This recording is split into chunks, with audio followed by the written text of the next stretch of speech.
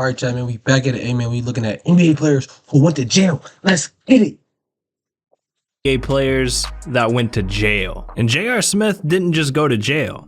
He made a mistake that cost him his best friend's life. During the early 2000s, J.R. was making a name for himself in basketball. But behind the scenes, he was battling his demons. J.R. had an addiction to speeding.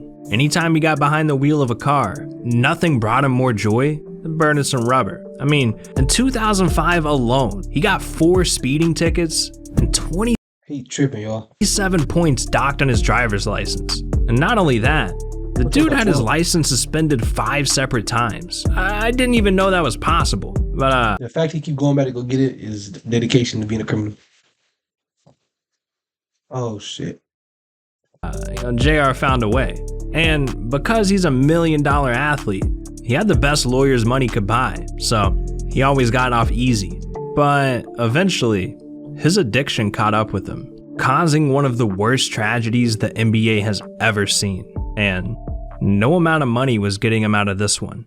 It was the summer of 2007. JR picked up his friends Carl and Andre to head to a cookout. The 3 boys were cruising, vibing to music, but for JR, this wasn't enough. There's only one thing that brings him joy.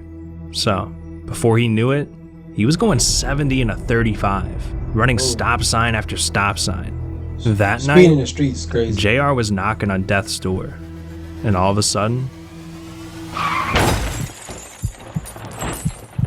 JR and his best friend Andre were laid out on the asphalt. It turns out, JR had just driven into the middle of a busy intersection, causing another car to collide with him. And by some miracle, JR only sprained his left shoulder. But Andre, he wasn't as lucky. He suffered critical head injuries and had to be rushed to the hospital. But paramedics realized there wasn't much they could do. By the time Andre arrived at the hospital, his brain had 0 activity, and it wasn't long before he passed away. Just think about that. JR's stupid decision to speed cost him his best friend's life. I think we all speed a little bit. I know JR gotta be battling here and there, right? But after hearing this, we just gotta do better.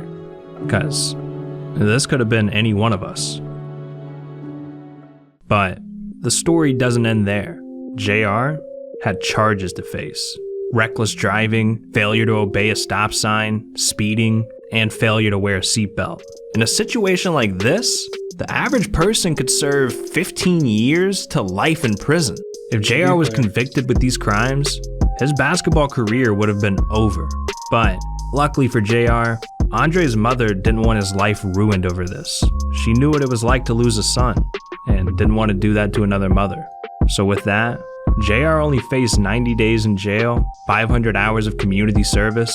That mom real, cause at the end of the day it was his homie. And a license suspension for 2 years. JR owes his freedom to Andre's mom. And as the trial progressed, it was hard for everyone in that courtroom.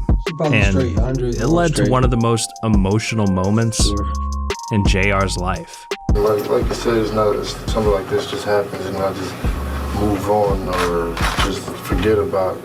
It's impossible. Talk to my mother about it, my father. I mean, I can't talk to Dre. It's unbearable to deal with. People who've been in my situation, I can't even talk to them about it because they've gone through their own thing. And I am deeply sorry. I never intended this to happen. Dre is like my brother, just like Jamal, Kenny, and Demetrius. He's always there. I mean, it always has been. It just tears me up that it has to. I mean, it went down like that. I take full responsibility for everything that happened, but indeed, it was an accident. I mean, I know it's not going to bring him back. I apologize to everybody. I apologize to Mrs. Bell because I couldn't imagine what I would do if that was my daughter. I've thought about it. I have dreamt about it. I've dreamt about the shoe being on the other foot if it was me. Right after the accident, me and my mother had this conversation, and I told her I wish the shoe was on the other foot. Now, JR is not the only player that's had run-ins with the law. Some players break the law so much, they have to play NBA games while they're still in jail. Yeah, that's not a joke. Hold on, what? I saw a video of Contavious Caldwell Pope playing an NBA game while wearing an ankle monitor. And it made me wonder, how is this even possible? Well, back in 2017, when Kentavious played for the Pistons, one night, Detroit had lost a close game to Miami, 96-97. So to lift his spirits, Kentavious went out with the boys and turned up. Dude partied all the way till 3 a.m. But that's when he made the worst decision of his entire life. After hours of drinking and partying, Kentavious hopped in his car, put the keys in the ignition, and sped off, heavily under the influence. And that's when police clocked a Jeep Wrangler going 45 and a 25. Why is it 45 and a 20? Too bad. So the cops pulled it So over, he's driving with the and inside, worse. they found a glossy-eyed Kentavious who completely smelled like alcohol. Cops started questioning him, and since Kentavious was slurring his words and a breathalyzer test showed a blood alcohol level of 0.08, they decided to arrest him. And the worst part is, Kentavious had other people in the car. But lucky for him, he was only given a ticket for operating while intoxicated and was released from jail. But things only get worse from here. Kentavious was put on a 12-month probation, and to stay out of jail, all he had to do was submit some alcohol and drug tests. Simple enough, right? Well, because he's a multi-million-dollar NBA player, he thought, yeah, I'm above the law. So he stopped submitting tests, and eventually, the law came knocking. He was sentenced to a 25-day jail sentence in Orange County, California. What is the 25-day like? For violating his probation. And this happened while playing for the Lakers. But because Kentavious is an NBA player, they let him out on a work release program where he basically was allowed to play in the NBA on one condition. He had to wear an ankle monitor, which you could literally see him wearing during games. And then after each game, he had to go back to jail. With such an amazing opportunity like playing in the NBA, Hey, that gotta be so embarrassing, bro. it comes with responsibility. But time and time again, players abuse it. And there's no better example of this than what Jason Richardson did to his kid. Back in 2009, Jason was seen driving his Dodge Hellcat around Phoenix. And at first, undercover police spotted him going 67 and a 40, which was already dangerous. But then they decided to follow him after this, and things got intense. Jason sped up to 90 miles per hour in a 35. That's 55 miles per hour over the speed limit. So at this point, they had to pull him over. When they walked up to his window, Jason admitted he was speeding. But then, police saw his 3-year-old son in the back without a car seat. So they arrested Jason on the spot. He got charged with reckless driving, excessive speeding, and failure to use a child seat. And when the NBA found out, he was suspended without pay, costing him $111,000. Yeah, I know that hurt back in the day because they ain't get paid that much. That's how much 2 Hellcats cost. This man's a dumbass. Give me the Hellcat, alright? I'll get a child seat. Now, Jason was eventually released from jail after a few hours, and afterwards, he said, I just want to apologize to my teammates, my family, especially my fiance. It's a tough time for me.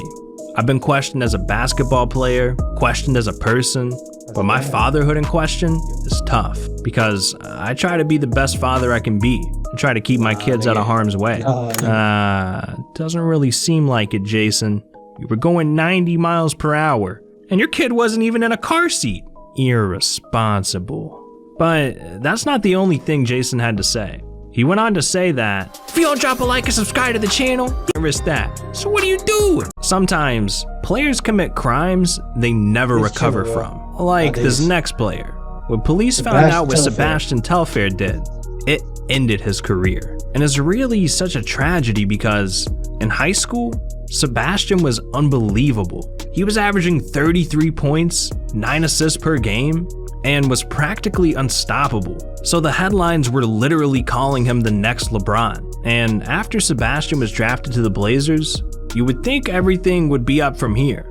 But his life ended up going downhill from here. He became a shell of his former self. And once he joined the If y'all don't know, bro, like basketball, dudes that are really good at basketball, even though if you're in high school, like they're always the dumb ones in the school, like the ones that really make it. So like, I'm pretty sure these are The dumb. NBA, he barely averaged 7 points a game. And then to make matters worse, in 2006, Sebastian's secret double life was exposed. The Blazers had just landed their private jet in Boston on their way to a game. This is when authorities saw something unusual in Sebastian's suitcase: a loaded weapon. Even for an NBA player, this wasn't gonna fly in the airport, literally. Sebastian told police that he grabbed the wrong bag when he left, and that it was actually his girl's luggage. Hold on. What the hell his girl need guns for? Anyways, after some investigating, it turned out he was telling the truth. So luckily, he escaped without any charges. For now. So, you'd think getting off easy, he'd make sure something like this never happens again, right? Well, just a year later, him and his friend found themselves in another controversy. Sebastian was seen driving his Range Rover at 77 miles per hour in a 45. And he was driving with a suspended license. But it gets even worse. Producers, this plugin helps you finish your man, tracks my bad, way yo, my faster. bad, yo, Check yo, this ain't gotta out. see I'm gonna this. start with this loop that I made here.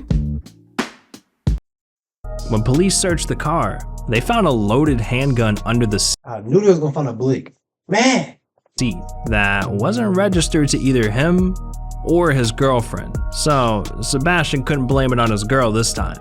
And to no surprise, both Sebastian and his friend denied knowledge of it. An investigation took place, and the police didn't care whose it was. It was It's his friend's fault. He should have hit the charge. The NBA player, man. still in his car. So Sebastian pleaded guilty to criminal possession of a weapon, got 3 years probation, and a 3-game suspension from the NBA.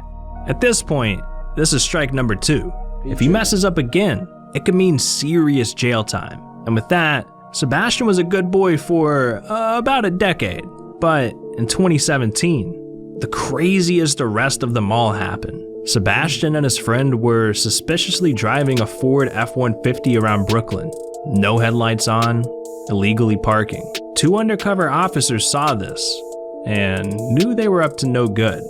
So they pulled up, saw a lit joint in the dashboard, and decided to search the vehicle. But what they found in the trunk was enough to land anyone in jail for 10 plus years. It was like Sebastian was ready for war or something. And because of his criminal past, he wasn't gonna get let off the hook this time. He was facing 15 years in prison, and it was looking like there was no hope.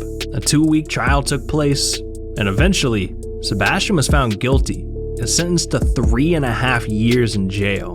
But after a few appeals, Sebastian got off on a $500,000 bail and was sentenced to probation, where he was forced I know he's sick with that 500,000 because he broke now. Hey, man, if I don't know, he broke now. to wear an ankle monitor for the rest of his sentence. And just like that, another rich NBA player was let off easy. Now, a 3-year prison sentence, that's crazy. But starting a worldwide controversy, that's a crime we gotta talk about. LiAngelo Ball's arrest was such a big deal that even Donald Trump had to get involved. It started back in 2017, while LiAngelo was in college at UCLA. There was a special game between them and Georgia Tech. The game was set to take place in China. Obviously, this is a new place for LiAngelo and his teammates, so when they arrived, they decided to explore the area. But that's when they made a mistake that could have left them in jail for life. See, there was a Louis Vuitton store right next to their hotel, and obviously, they have security and cameras everywhere. But for some reason, LiAngelo and his teammates decided to hit a lick anyways. What? On You're already rich, about to go to the league, playing D1, and you hit a leak? camera, they were spotted stealing from the store, with LiAngelo grabbing a pair of Louis sunglasses. This dude just risked his entire career before it even began for a couple $100 pair of glasses. And the crazy thing was, LiAngelo and the boys thought they'd get away with it. Until the next day, when police showed up to their hotel and arrested them. Now, if you don't know, in China, they do not take shoplifting lightly, especially if you're a foreigner. This story became such a huge deal that Donald Trump caught wind of it, and he saw an opportunity to improve his image. So he contacted President Xi Jinping to straighten things out. And after a few days, the 3 teammates were released. Then, LeAngelo showed up to the Today Show and broke down his ugly China experience. We all went out one night, went to a Louis Vuitton store. People started taking stuff, and then, you know, me just not thinking and being with them, I took something too. And we left thinking we'd just get away, you know how kids think.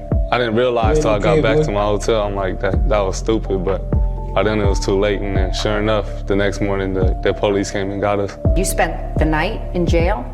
We were in jail for a day and a half or something like that. What was that like? Oh, it was horrible. They take your clothes, you wear like whatever they have for your little jumpsuit or whatever, take your shoestrings, and then you just sit in a cement cell for however long. It's just you and then all the officers, and they don't speak English. I mean, I just hope LeAngelo learned his lesson, man. Hey man, that's crazy, hey man.